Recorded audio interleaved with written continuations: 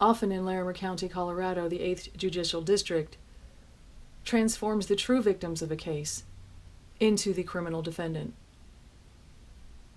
Neil Brooks is the actual victim in this case. He pursued every legal recourse available to him. And instead of him being protected, he was charged with a felony crime.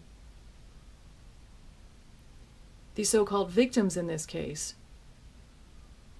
twisted the story so that the prosecuting attorney believed that they were the victims, when in fact they were the aggressors. Another part of your agreement for deferred prosecution included that you have no contact with Sean Hines, Allison Hines, Ryan Donovan, Rachel Donovan, Danielle Michaels, and Abby McKenna.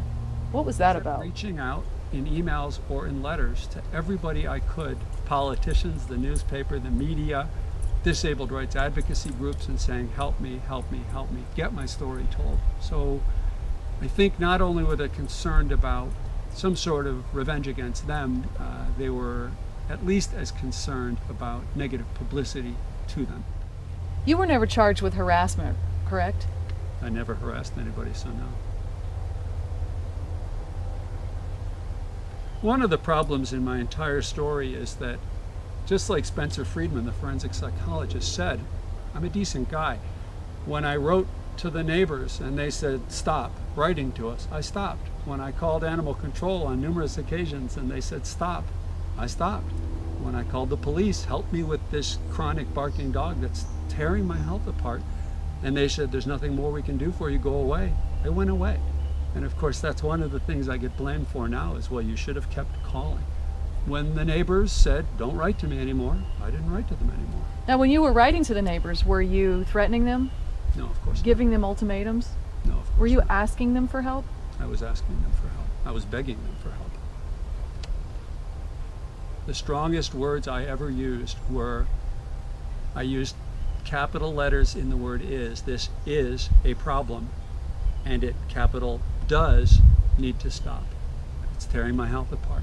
And you use those capital letters for what reason?